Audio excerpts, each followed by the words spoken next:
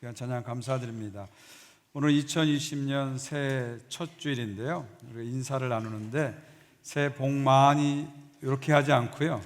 제가 지난 금요일부터 미는 인사말이 하나 있습니다. 새해 복 많이 받으시고 누리시고 나누시길 바랍니다. 이런 인사말입니다. 여러분, 우리 크리스찬들은 먼저 복을 받아야 됩니다. 하나님께 복을 구하는 것은 잘못된 게 아니에요. 우리는 하나님의 복을 받아야 살 수 있는 존재입니다. 그 다음에 복을 누리셔야 됩니다. 아무리 돈이 많아도요, 복을 누리지 못하는 분이 있어요. 받으면 누릴 줄 알아야 됩니다. 그리고 복의 최종 목적은 나누는 데 있습니다. 우리가 받고 누리는 데 있는 게 아니라 받고 누리고 열방을 향해서, 세상을 향해서 나누는 데 있습니다. 그래서 오늘 인사하시는데 옆에 분들에게 새해 복 많이 받으시고 누리시고 나누시기 바랍니다. 그렇게 한번 인사했으면 좋겠습니다. 새해 복 많이 받으시고 누리시고 나누시길 바랍니다. 할렐루야, 할렐루야.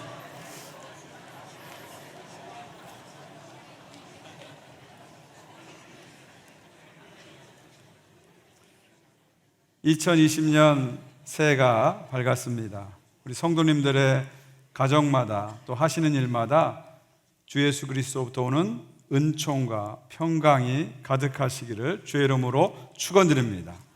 새해는 우리 모두가 예수님 더 닮아가고요, 또 하나님의 영광을 위해서 더 달려가고요, 성령 더 충만한 그런 한 해가 되시기를 주의 이름으로 축원드립니다.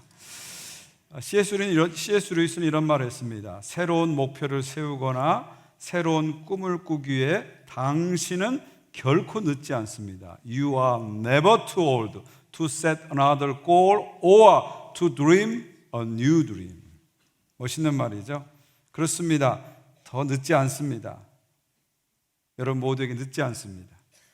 이제 새해가 시작한 지 겨우 5일밖에 지나지 않았어요. 이제부터라도 우리가 새로운 마음을 먹으면 새로운 일이, 새로운 한 해가 우리에게 시작될 줄 믿습니다. 오늘 본문은 골로새서인데요, 이 골로새서는 바울이 옥중에서 쓴 편지입니다. 오늘 골로새서를 보게 되면 1장과 2장에서는 바울이 우리가 어떻게 예수 그리스도의 은혜로 구원을 받았는지를 설명합니다. 그리고 3장과 4장에서는 구원받은 우리들이 어떻게 살아야 되는지를 설명합니다. 골로새 9절 보면 이렇게 설명할 수 있어요. 1장, 2장은 교리편이다. 그리고 3장과 4장은 생활편이다. 이렇게 볼 수 있죠. 그리고 가운데 그러므로라는 접속사가 교리편과 생활편을 연결시켜 줍니다. 이것은 바울의 모든 편지가 가지고 있는 기본 구조입니다. 골로새서도 마찬가지죠. 그러므로를 통해서 1, 2장의 교리편과 3, 4장의 생활편이 연결되게 되는 거죠. 3장 1절은 그래서 이렇게 시작됩니다. 그러므로 너희가 그리스도와 함께 다시 살리심을 받았으면 위의 것을 찾으라. 거기는 그리스도께서 하나님 우편에 앉아 계시느니라. 너희들이 예수 그리스도를 통해서, 예수 그리스도 안에서 예수 그리스도와 함께 구원을 받았기 때문에 그러므로 이제부터는 아래 것을 추구하지 말고 위의 것을 찾으라, 그런 말입니다. 그 위의 것은 뭘 말할까요? 예수님을 말하는 거죠. 예수께서 십자가에 죽으시고 부활하시고 승천하셔서 하나님 보좌 우편에 지금 앉아 계시고요, 다시 오셔서 하나님 나라를 완성하실 것입니다. 그 예수 그리스도, 위에 계신 예수 그리스도를 추구하는 삶을 이제부터는 살아라 하면서 3장 4장에서 우리의 생활에 대해서 얘기하죠. 그래서 3장 4장을 쭉 읽어보면 크리스찬으로서의 생활 윤리가 나오는 것을 볼 수가 있습니다. 특별히 오늘 본문 말씀은요, 새로운 삶을 살아가는데, 크리스찬의 새로운 삶을 살아가는데 기준이 되는 세 가지를 우리에게 제시하고 있습니다. 그리스도의 평화, 그리스도의 말씀, 그리스도의 이름, 이 세 가지를 기준으로 살라고 하죠. 크리스찬들은 그리스도의 평화, 그리스도의 말씀, 그리스도의 이름을 기준으로 살아라, 그렇게 말씀하고 있습니다. 첫 번째로 그리스도의 평강이 너희를 주장하게 하라. 15절입니다. 그리스도의 평강이 너희 마음을 주장하게 하라. 주장하게 하라. 그리스도의 평강이 너희 마음을 주장하게 하라. 지난 2019년 한 해를 돌아보면요, 많은 갈등이 있었습니다. 우리 가정 안에도 갈등이 있었죠. 또 부부 간에도 본의 아니게 갈등이 있었습니다. 또 부모 자식 간에도 원치 않았지만 또 갈등이 있었습니다. 그리고 교회 안에서도 형제 자매들이 하나님 일을 하다 보니까 또 어쩔 수 없는 갈등이 있었습니다. 또 사회적으로도 또 갈등이 많았습니다. 특별히 2019년은 갈등이 많이 분출된 그런 한 해였습니다. 홍콩에서 갈등이 분출되고 홍콩 사태를 여러분 기억하실 겁니다. 또 남북한 관계에서 갈등이 있었고요. 또 미국과 북한 관계에서 갈등이 있었고요. 또 레바논, 칠레, 또 프랑스 다양한 곳에서 갈등이 분출됐습니다. 여러분 갈등이라는 게 왜 생길까요? 왜 생길까요? 다른 사람을 주장하려고 하니까 생기는 거예요. 나의 주장을 가지고 다른 사람을 주장하려고 하니까 갈등이 생기는 겁니다. 남편이 아내를 주장하려고 하니까 부부관계 갈등이 생기는 거예요. 아내가 남편을 자꾸 주장하려고 하니까 부부간에 갈등이 생기는 겁니다. 자녀들과도 마찬가지입니다. 우리가 자녀를 자꾸 주장하려고 하면요, 자녀들과 갈등이 생깁니다.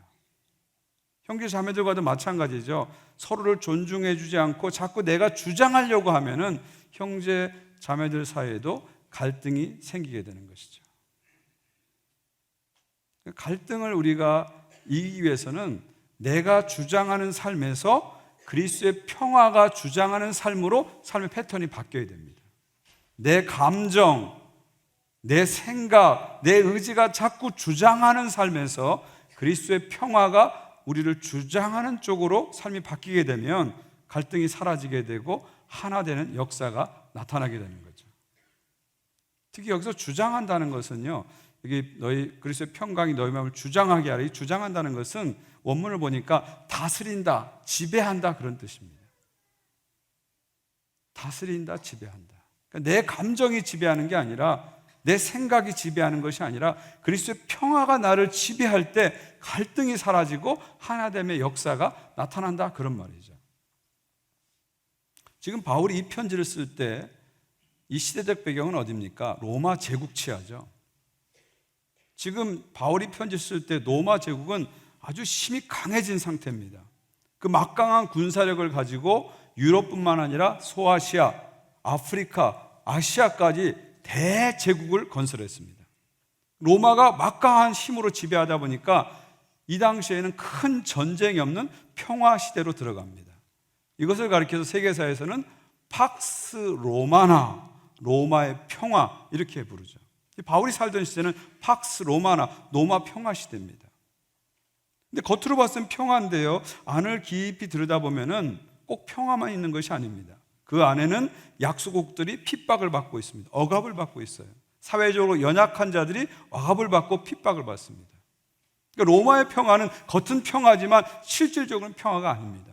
힘에 의해서 만들어진 평화입니다. 제국주의적인 평화죠. 진정한 평화가 아니죠. 그래서 그 당시 로마 제국 치하에서 살았던 크리스찬들은 로마 평화 대신에 이 평화를 외쳤습니다. 그리스도의 평화, 팍스 크리스티. 로마의 평화가 진정한 평화가 아니라 그리스도께서 만들어내신 이 평화가 팍스 크리스티가 진정한 평화다. 팍스 로마나가 진정한 평화가 아니라 팍스 크리스티가 진정한 평화다. 예수 그리스도의 평화만이 진정한 평화다. 힘에 의한 평화가 아니라 사랑에 의한 예수 그리스도의 평화가 진정한 평화다. 그렇게 외친 것이죠. 그렇습니다. 그리스도의 평화만이 진정한 평화죠. 그리스도의 평화가 우리 가정을 다스릴 때, 우리의 마음을 다스릴 때, 우리 교회를 다스릴 때, 이 사회를 다스릴 때 진정한 평화가 올 줄 믿습니다. 갈등이 사라지고 하나 되는 역사가 나타나게 되는 것이죠.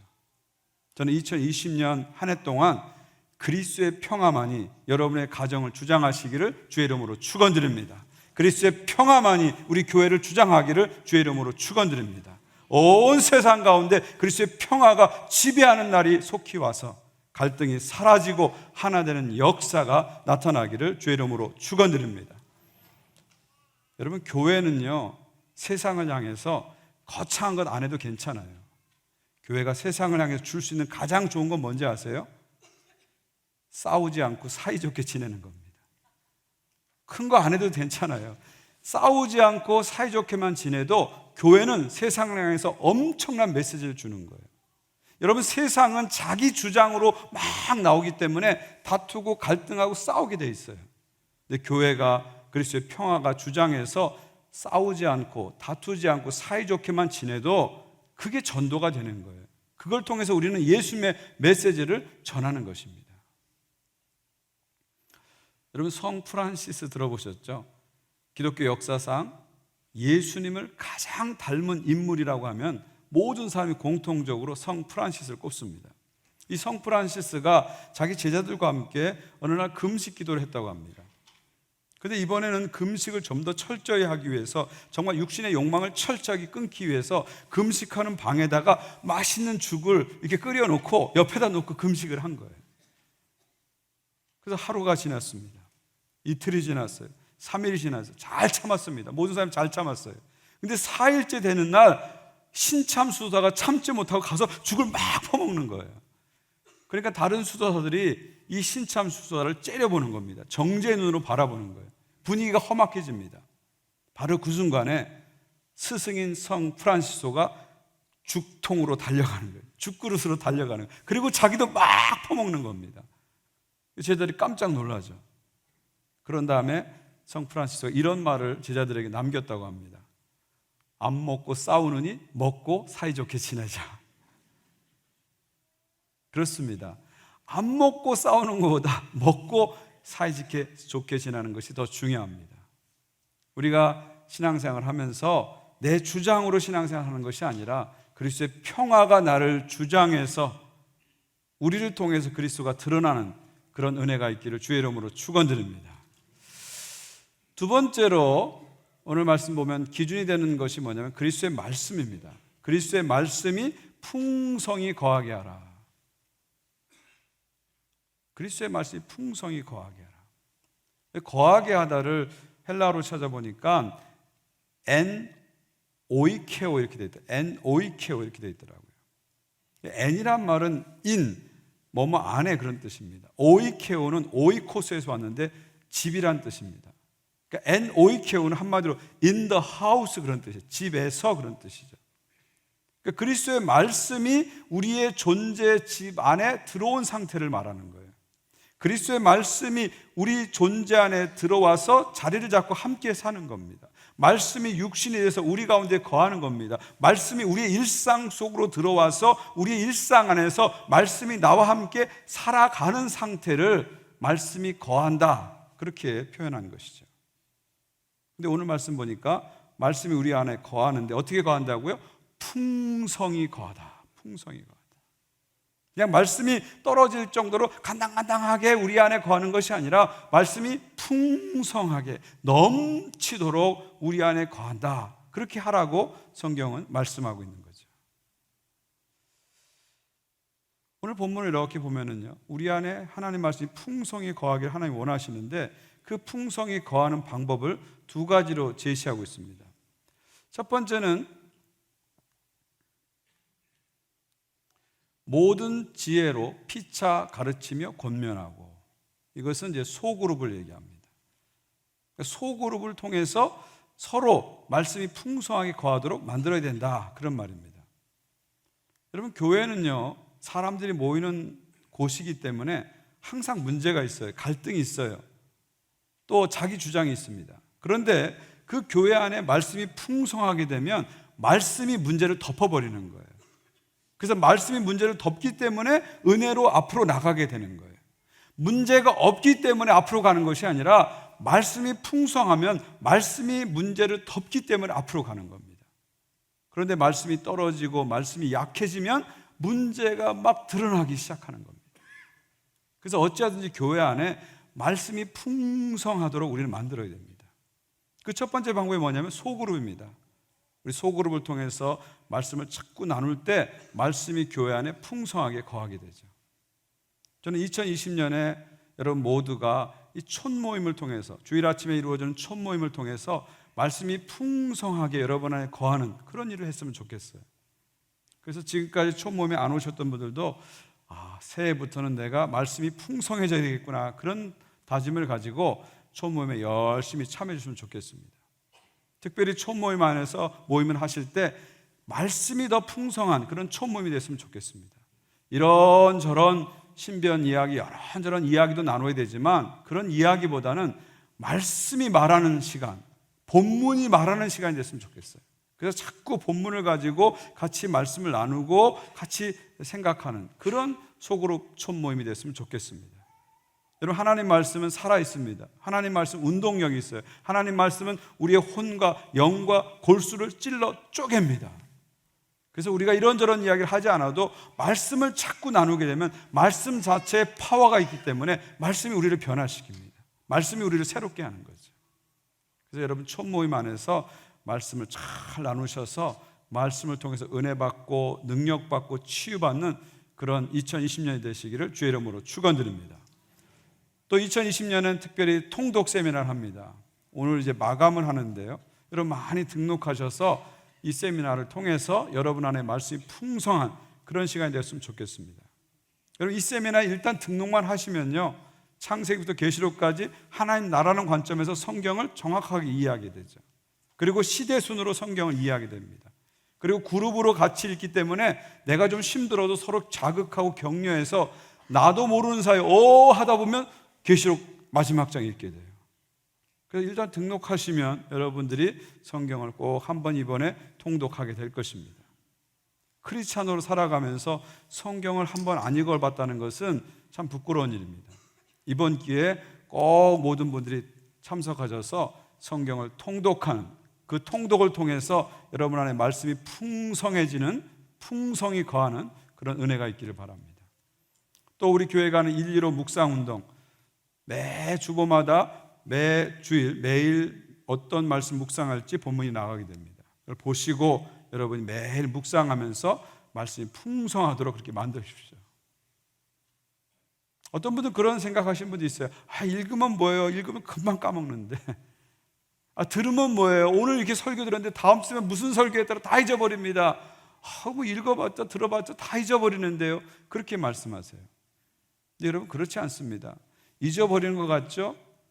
기억 안 나는 것 같죠? 그렇지 않습니다. 우리가 들은 말씀, 읽은 말씀은 다 우리 존재 안에 이렇게 새겨집니다. 그래서 우리를 변화시키고 결국은 열매를 맺게 만들죠. 제가 어렸을 때요, 이제 저희 어머님께서 이렇게 시골에서 그 안방 뒤에다 이렇게 콩나물을 항상 키우셨어요.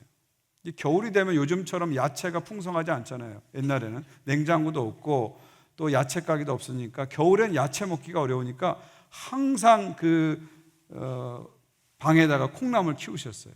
제 생각엔 야채를 얻고 또 그걸 비타민도 섭취하고 그런 지혜였던 것 같아요. 또 하나는 방에 콩나물 씨를 놓음으로써 습도 조절, 가습기 역할도 했던 것 같아요. 제 생각엔 그래요. 그런 가습기 역할을 했던 것 같아요. 근데 어머니께서 매일 아침 저녁으로 콩나물에 물을 줍니다. 근데 물을 주면요, 물이 다 밑으로 쭉 내려와요. 다 새요. 근데 신기한 것은요, 하루 이틀 지나면 콩나물이 쑥쑥쑥 올라와요. 물이 다 흘러가는 것 같지만 콩나물이 쑥쑥쑥 올라옵니다. 마찬가지로 여러분이 읽은 말씀, 여러분이 들은 말씀이 그냥 다 사라지는 것 같아요. 그렇지 않습니다. 여러분의 존재에 새겨지고 쌓여져서 여러분을 변화시키고 성장시킵니다. 제가 보니까요, 목회를 하면서 보니까요, 말씀을 읽는 분하고 읽지 않는 분들은 큰 차이가 있습니다. 겉으로 봤을 때는 처음에는 별 차이가 없는 것 같아요. 근데 장기적으로 이렇게 보게 되면 큰 차이가 있어요. 말씀을 읽지 않는 분들은요, 신앙생활을 해도 자꾸 자기 감정으로 해요. 자기 생각으로 해요. 그러다 보니까 이리저리 자꾸 흔들리고 이 사람 저 사람 말에 자꾸 상처를 받고 방황하고 좌절을 하게 됩니다. 그런데 그렇게 계속 가게 되면요, 신앙생활 아무리 오래 해도 그 패턴을 벗어나지 못합니다. 그러나 말씀 읽는 사람들은요, 처음에는 똑같은 것 같은데 차츰차츰 달라지기 시작합니다. 말씀이 자꾸 들어오게 되면은요, 말씀을 갖고 신앙생활하는 훈련이 되기 시작합니다. 그렇게 되면은 말씀을 가지고 삶을 해석하는 능력이 생깁니다. 말씀을 가지고 삶의 어려움을 극복하는 능력이 생겨요. 그러면서 말씀이 신앙을 끌어가게 되더라고요. 저는 소그룹을 통해서 또 묵상을 통해서 여러분 안에 말씀이 풍성한 그런 한 해가 되시기를 주의 이름으로 축원드립니다.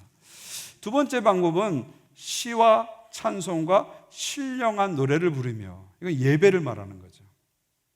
말씀이 풍성하게 되는 두 번째 방법은 예배입니다. 여러분, 예배를 통해서 지금 말씀을 듣고 있잖아요. 예배를 통해서 우리는 말씀을 듣게 됩니다. 그래서 그 말씀이 우리 안에 풍성하게 거하게 되는 거죠. 이번에 저희가 예배 순서를 좀 바꿨어요. 처음 시도라 여러분 좀 낯서실 수 있을 텐데요. 그렇게 바꾼 가장 큰 이유가 뭐냐면 좀 말씀에 좀 더 집중하자는 겁니다. 그래서 전반부에서는 하나님께 찬양과 기도와 헌금을 올려드리고, 후반부에서는 말씀에 더 집중해서 말씀 받고 축복받는, 내려받는 그런 시간으로 이렇게 집중을 하기 위해서 이런 변동을 시도한 겁니다. 그리고 가능하면 주일 예배 시간에 특별 순서를 줄이고 특송도 줄이고, 그래서 말씀에 좀 더 집중하자, 그런 뜻입니다. 저는 여러분이 주일날 예배 오실 때마다 적어도 한 10분, 5분 전에는 본당에 쫙 앉으셨으면 좋겠어요. 앉으셔가지고 기도했으면 좋겠어요. 오늘 받은 은혜를 놓고 기도하고요. 또 예배자들과 찬양팀과 찬양대와 또 설교자들을 위해서 기도했으면 좋겠어요. 그리고 눈을 뜨시고 오늘 본문을 주보에서 보시고 본문 한번 쫙 읽어봤으면 좋겠어요. 오늘 하나님께서 이 말씀을 통해서 어떤 말씀 주실까 기대하면서 본문을 읽으시고, 그렇게 준비하는 마음으로, 말씀을 받는 마음으로 예배를 드렸으면 좋겠습니다. 그리고 말씀이 선포될 때는 아주 집중해서 말씀을 들으세요. 그냥 초집중해서 말씀을 들으세요. 여러 가지 잡다한 생각이 떠오를 때마다 예수님의 이름을 물리치시고 하나님 말씀에 집중하세요. 그렇게 집중할 때 하나님 말씀이 우리 안에 풍성하게 들어오는 역사가 있습니다. 그리고 여러분이 가능하시면 주일 예배 외에도 또 수요 예배라든지 토요 새벽 기도 나오셔서 자꾸 말씀을 들으세요. 말씀이 여러분 안에 풍성하게 거할 수 있도록 자꾸 말씀을 들으시기 바랍니다. 그래서 예배를 통해서 말씀이 자꾸 우리 안에 들어와서 말씀이 우리를 지배하고, 말씀이 우리를 주장하고, 말씀이 우리를 이끌어가는 그런 2020년 한 해 되시기를 주의 이름으로 축원드립니다. 세 번째 기준은 그리스도의 이름입니다. 그리스도의 이름으로 모든 일을 하라. 하나님 말씀은 우리들에게 무슨 말을 하든지 무슨 일을 하든지 예수님의 이름으로 하라, 그렇게 얘기하고 있습니다. 여기서 이름이라는 것은 뭘 말할까요? 성경에서 이름은 그냥 우리가 부르는 그런 이름이 아닙니다. 성경에서 이름은 존재를 얘기합니다. 예수님의 이름으로 하라, 이 말은 뭐예요? 예수님 중심으로 살라, 그런 말입니다. 무슨 일을 하든지 무슨 말을 하든지 예수 그리스도의 권위를 인정하고 예수의 능력을 의지하고 예수님의 영광을 위해서 하라, 그런 말입니다. 우리가 어떤 말을 할 때도 예수님의 이름으로 해야 됩니다. 내가 지금 이 말을 하는 것이 참 예수님의 영광을 위한 것인가 생각을 해보는 거예요. 내가 지금 무슨 말을 하려고 하는데 정말 예수님이라면 이렇게 말씀하셨을까? 예수님이라면 어떻게 말씀했을까? 생각하면서 말을 하는 것이 예수님의 이름으로 말을 하는 것입니다. 또 어떤 일을 할 때도 우리가 생각을 해봐야 됩니다. 내가 지금 이것을 하는 것이 예수님의 영광을 드러내는 일인가? 아니면 내가 지금 이 일을 하는 것이 혹시 예수님의 영광을 가리진 않을까? 생각을 해봐야 됩니다. 그렇게 생각하고 기도하는 가운데 말하고 행동하는 것, 이것이 바로 예수님의 이름으로 모든 것을 하는 것을 말합니다. 저는 2020년에 여러분이 한 해를 사시면서 교회에서 무슨 일을 하시든지 간에, 또 가정에서 무슨 일을 하시든지 간에, 여러분의 직장과 사업과 모든 곳에서 무슨 일을 하시든지 간에 예수님의 이름으로 하시기를 주의 이름으로 축원드립니다. 여러분, 예수님의 이름으로 한다는 것은요, 결과까지도 예수님께 맡긴다는 것입니다. 내 이름 걸고 하면 우리가 내 이름이 걸려있기 때문에 결과에 대해서 두려워합니다. 결과에 대해서 전전긍긍해요. 그러나 예수님의 이름으로 하게 되면 그 모든 것이 예수님께 달려있기 때문에 결과까지도 예수님께 맡기게 되는 거죠. 그리고 결과에서 오는 열매까지도 내가 가져가는 것이 아니라 예수님께 드리게 됩니다. 이것이 바로 예수님의 이름으로 하는 것입니다. 말을 할 때도 예수님의 이름으로, 일을 할 때도 예수님의 이름으로 하시는 여러분 되시기를 주님의 이름으로 다시 한번 축원드립니다. 마지막으로 한 가지만 더 말씀드릴게요. 제가 오늘 본문을 여러 번 읽으면서 재밌는 것을 한 가지 발견했어요. 오늘 본문을 쭉 읽어보면 세 절의 끝이 다 감사로 끝나는 것을 볼 수가 있습니다. 그리스도의 평강이 너희 마음을 주장하게 하라 해놓고 끝은 어떻게 됩니까? 감사하는 자가 되라. 그리스도의 말씀이 너희 속에 풍성히 거하게 하라 해놓고 끝은 어떻게 됩니까? 감사하는 마음으로 하나님을 찬양하고, 무슨 일을 하든 예수님의 이름으로 하라 그래놓고 끝이 어떻게 됩니까? 그를 힘입어 하나님 아버지께 감사하라. 오늘 세 절 말씀의 끝이 다 감사로 끝이 난다는 거예요. 무슨 얘기입니까? 그리스도의 평화가 내 마음을 주장하고, 그리스도의 말씀이 내 속에 풍성히 거하고, 무슨 일인지 그리스도의 이름으로 하게 되면 마지막 뭐가 넘쳐난다고요? 감사가 넘쳐난다는 거예요. 결국 신앙이라는 것은요, 감사로 완성된다는 것입니다. 우리가 예수님 안에서 성숙하고 성장하기 시작하면 마지막에 우리가 어떤 사람이 된다고요? 감사하는 사람이 된다는 거죠. 감사가 신앙의 완성인 것을 보여주는 것입니다. 이것은 그 앞에 장인 2장에서도 바울이 똑같은 얘기를 합니다. 그러므로 너희가 그리스도 예수를 주로 받았으니 그 안에서 행하되 그 안에 뿌리를 박으며 세움을 받아 교훈을 받은 대로 믿음에 굳게 서서 감사함을 넘치게 하라. 무슨 얘기예요? 우리가 예수님을 믿고 영접하고 그분 안에 뿌리를 내리면 내릴수록 마지막 최종적으로 맺히는 열매가 뭐라고요? 감사라는 거예요. 감사함을 넘치게 하라. 우리 안에 감사가 자꾸 사라지고 원망이 나오고 불평이 나오고 자꾸 짜증이 나오고 그것이 일상화되고 패턴이 됐다는 건 무슨 얘기예요? 아직 우리의 신앙이 우리의 삶과 존재의 뿌리를 못 내리고 있다는 거예요. 우리의 신앙이, 우리의 예수가 우리의 삶과 존재의 뿌리를 내리면 마지막에는 결국 감사로 나온다는 거예요. 감사가 결국 신앙의 최종적인 열매로 나타난다, 그런 말입니다. 여러분, 우리가 신앙생활하는 목적이 뭐예요? 우리가 신앙 훈련, 영성 훈련하는 최종 목적이 뭡니까? 감사하는 사람이 되는 것이 목적입니다. 지금 우리가 이렇게 예배드리고 또 말씀 묵상하고 말씀 읽고 열심히 하는데요, 이 모든 목적의 최종은 뭐예요? 감사하는 자가 되는 것. 여기에 목표가 있는 거예요. 우리가 신앙생활하면서 감사하지 못한다면 우리의 신앙은 울리는 꽹가리가 될 수 있습니다. 우리의 신앙은 연기 나오는 그을음이 될 수 있어요. 감사를 통해서 우리의 신앙이 완성되는 거죠. 저는 2020년 여러분들이 모든 상황 속에서 감사하는 여러분 되시기를 주의 이름으로 축원드립니다. 그래서 여러분의 삶과 여러분의 가정 안에 감사가 넘쳐나는 축복의 한 해 되시기를 주의 이름으로 축원드립니다. 우리 한국 사람들은 새해가 되면은 돼지 꿈을 꿔야 된다, 그렇게 얘기하죠. 그래서 꿈에 돼지가 나타나면 복을 받는다, 우린 그렇게 생각합니다. 그래서 어떤 사람들은 꿈에 돼지를 보면 뭘 사죠? 복권을 사기도 합니다. 그런데 우리 예수 믿는 사람들에게는 더 복을 주는 돼지가 한 마리 있어요. 무슨 돼지인지 아세요? 감사하면 돼지. 그렇습니다. 감사하면 됩니다. 아무리 상황이 어렵고 힘들어도 감사하면 잘 됩니다. 감사가 복을 가져오는 거예요. 복이 와서 감사한 것이 아니고요, 감사하기 때문에 복이 오는 거예요. 할렐루야. 아무리 어렵고 힘들어도요, 감사하면 복이 오기 시작합니다. 2020년 새해가 시작됐습니다. 우린 다 좋은 일이 오기를 기대하죠. 우리 가정에 행복한 일만 생기길 기대하죠. 그러나 작년에 우리가 살아봤듯이 우리 삶에는 항상 좋은 일, 행복한 일만 찾아오지 않습니다. 어떨 때는 힘든 일이 생기고요, 어떨 때는 슬픈 일이 생길 수도 있고요, 어떨 때는 어려운 일이 생길 수 있어요. 그러나 우리가 정말 그 모든 상황 속에서 감사한다면 그 모든 것을 이길 수 있습니다. 이것이 감사의 능력입니다. 2020년 한 해를 살아가시면서 여러분 안에 감사가 넘치시기를 주의 이름으로 축원드립니다. 그리스도의 평화가 항상 여러분을 주장하게 하십시오. 내 마음을 미움과 다툼과 시기가 주장하지 않게 하시고요, 그리스도의 평강이 여러분의 마음을 주장하게 하십시오. 그리스도의 말씀이 여러분 안에 풍성히 거하게 하십시오.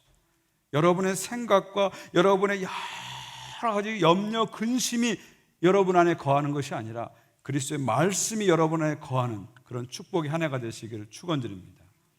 무슨 일을 하시든지 예수님의 이름으로 하세요. 말을 할 때도 예수님의 이름으로, 일을 할 때도 예수님의 이름으로. 그래서 예수님의 권위에 순종하고 예수님의 능력으로 하고 예수님의 영광으로 하시기 바랍니다. 그래서 여러분을 통해서 예수님이 드러나는 그런 한 해가 되시기를, 무엇보다 감사가 넘쳐나는 한 해가 되시기를 주의 이름으로 축원드립니다. 우리 함께 찬양하기 원하는데요, 한번 제가 가사를 한번 읽어드릴게요. 감사의 시험이 닥쳐올 때 주께서 인도하시니 두려움 없네. 또 감사해 고통이 찾아올 때 주께서 지켜주니 승리하리라. 어떤 시험이 와도 고통이 와도 우리가 감사한다면 우리는 승리할 수 있습니다. 2020년 새해를 시작하면서 우리 마음속에 두려움도 있고요, 또 염려도 있습니다. 그러나 여러분, 염려하지 마십시오. 두려워하지 마십시오. 주께서 지켜주십니다. 주님이 지켜주신다면 우리는 승리할 수 있습니다. 나의 모든 생활 속에서 주님이 함께 하시니 주님의 성령 나를 인도하시리. 시험이 나를 찾아올 때 주님이 지켜주시리. 주님의 성령이 나를 인도하시리. 어려움이 찾아올지라도, 시험이 찾아올지라도 주님의 성령이 인도하신다면 우리는 승리할 수 있습니다. 주님의 말씀이 나를 인도한다면, 주님의 평강이 나를 인도한다면, 주님의 이름이 나를 인도한다면 우리는 승리할 수 있습니다. 그런 확신을 가지고, 그런 소망을 가지고 우리 함께 이 찬양을 통해서 고백하기 원합니다. 우리 다 일어나 주시기 바라고요. 우리 함께 찬양하겠습니다.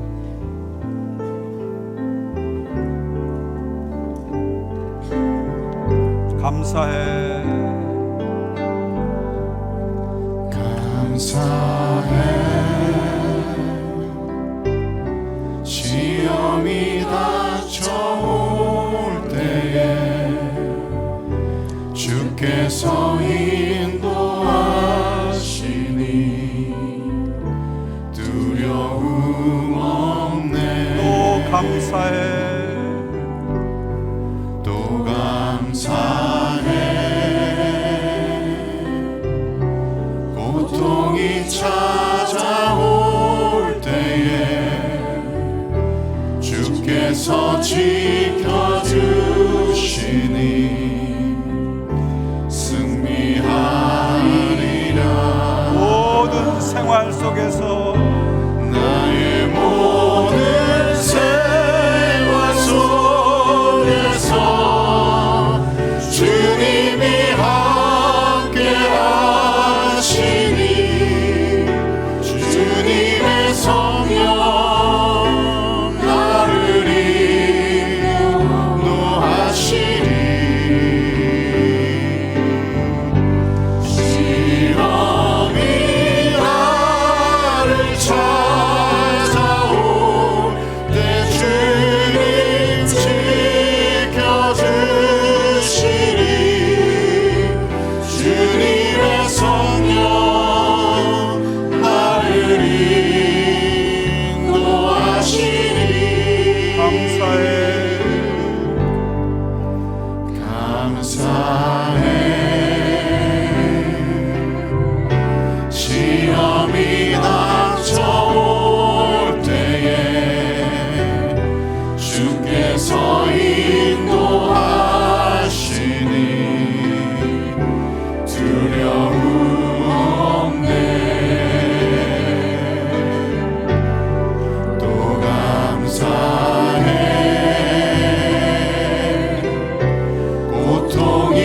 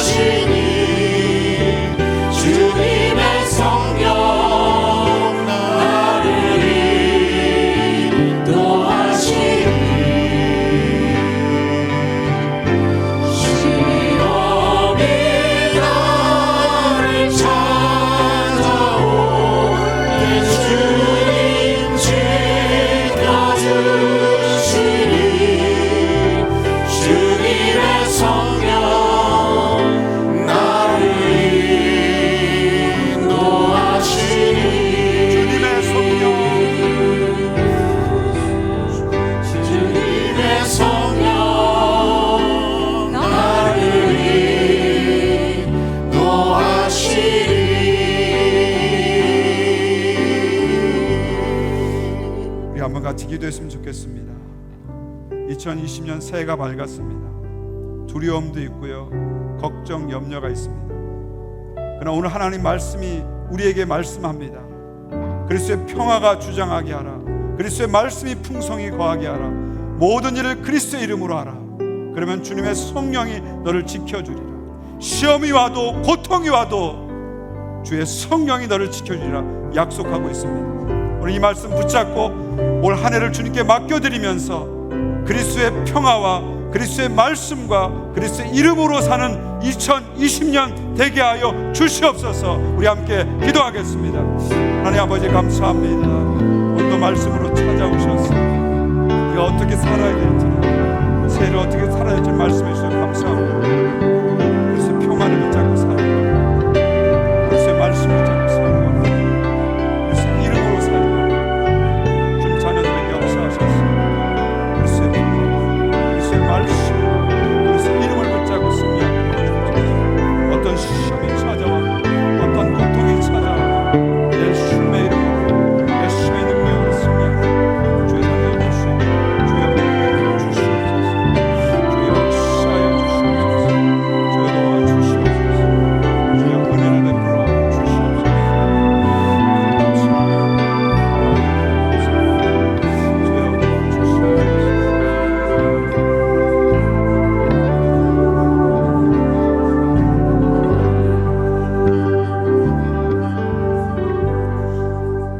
할렐루야, 감사합니다.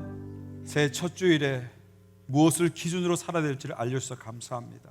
그리스도의 평화만이 주장하는 2020년 되게 하여 주시옵소서. 하나님의 말씀이 풍성히 거하는 한 해 되게 하여 주시옵소서. 말을 하든지 일을 하든지 예수 그리스도의 이름으로 하는 한 해 되게 하여 주시옵소서. 그래서 시험이 오든 고통이 오든 예수님의 이름으로, 예수님의 능력으로 승리하는 한 해 되게 하여 주시옵소서. 무엇보다도 우리 안에 감사가 넘쳐나게 하여 주시옵소서. 어떤 상황 속에서도 상황만을 바라보지 않게 도와주시고, 내 감정에 빠지지 않게 도와주시고, 나보다 크신 하나님, 문제보다 크신 하나님, 하나님을 바라보면서 감사하는 주의 백성들 되게 하여 주시옵소서. 하나님, 오늘 또 점심 식사를 내시는 우리 한 목사님 가정을 축복합니다. 은퇴 이후의 목사님의 삶을 축복하여 주셔서 새로운 도전과 충전의 시간 되게 하여 주시옵소서. 이제는 우리 구주 예수 그리스도의 은혜와 하나님 아버지의 사랑과 성령님의 교통하심이 주의 말씀을 따라서, 주의 평화를 따라서, 주의 이름을 따라서 살기로 다짐하는 모든 주의 백성들 위해, 또 가정들 위해, 자녀들 위해, 사업과 직장과 모든 하는 일들 위해 이제로부터 영원까지 함께 하시기를 간절히 축원하옵나이다. 아멘.